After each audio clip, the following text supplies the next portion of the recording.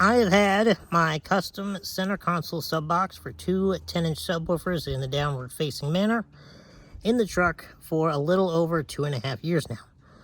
And if you have no idea what I'm talking about, that is because it simply didn't get the proper nice install videos that you see me put out today, because 2.5 years ago I was not very good at the video thing at all. But this here is the subject of today's video, and if you'll notice down here, it is mounted to our seat bracket. And the reason we're talking about that is because I have noticed that the box, when I'm rolling down the road, here and there will tend to shake left and right. And if you pull up on the front of the box, it does look like there is a little bit of play, because when we originally installed it, we only tightened the bolts just tight enough that it took out the play, but it didn't like squish them down, because we didn't want to defeat the purpose of the bushings, obviously. But after 2.5 years, it appears that those bushings are now just naturally compressed more. So I'm going to try and tighten up these two front screws right there and there just a little bit without opening up the box again, because the top of the screws are inside of it there.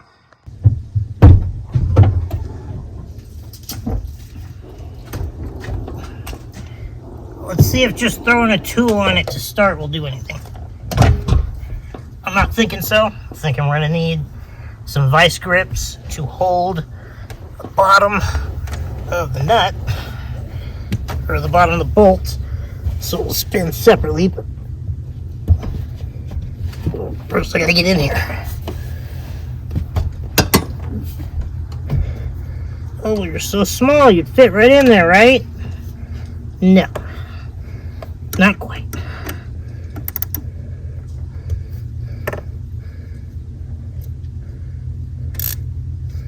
Just tightening.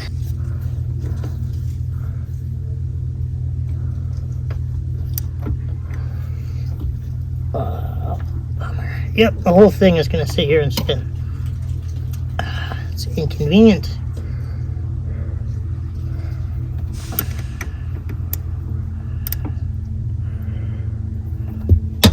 That's a 13 and some vice grips. Be right back.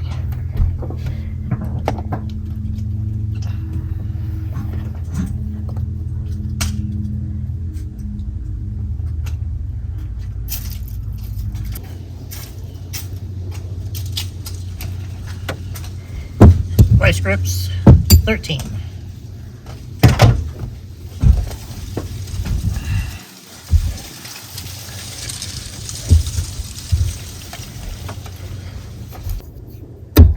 Ugh.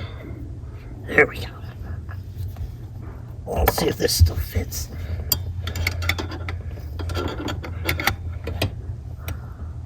Ooh, there we go. We are in business, little by little.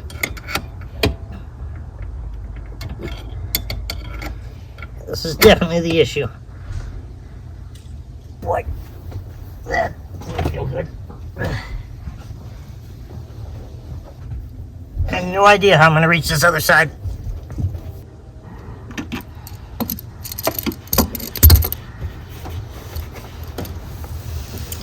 I can't get my second hand in there to clamp this down.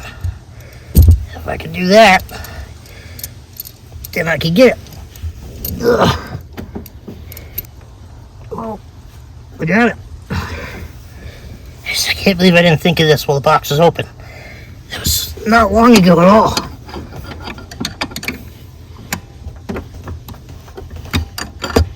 Oh, there we go. Very uncomfortable, can barely see, but we'll get it.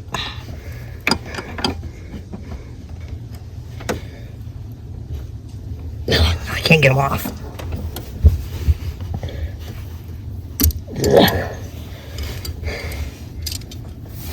I just powered it up. I'm going to give it a listen. I only have one phone to record with at the moment, and I do have a Rattle somewhere up there on the dash, I believe, and that definitely needs to get located throughout this process as well. I have located the Rattle. It's right up here with my panoramic review mirror. As you'll see, it is zip tied onto the stock mirror, and there is a COVID mask stuffed up in there. And that was to stop the original rattle, but now over time, it is doing it again. But I was just standing over here on the floorboard, like literally standing up all the way. Pretty convenient. And I held my finger just like there while it was rattling, and it stopped. And then I let go and it did it again, and then it stopped, and then it went away, and it was great. So now I just need to find something to stuff up between right there, like the COVID mask, to help take up some of that gap. I haven't been in here in a while. Let's see what's in here. Ooh, microfiber. That might work. That's gray and discreet color. We're gonna napkin, gaffer's tape, Bandamere Speedway stuff. What are these? LED light bulbs. Forgot those were in there. I wonder if I don't just gaffer's tape back there. Yep, that's the idea. I'm going to make a little square padding section with the gaffer's tape, and then I'm going to tape it in between the two sections back there. That way they can't rattle together, and it'll never move once I do that. I took the gaffer's tape here. It's about 6 layers thick, and then we have this exposed part that will help hold it in place. That was a two-handed job. Not going to focus there, but I believe that'll do it. We just have our tape. Can't even tell it's there almost. Set right there. The padded part is separating this rearview mirror and this one. So in theory, that rattle should be gone. And then the extra piece of tape sticking up like I showed you. We'll make sure it never moves. So we'll fire it up and find out.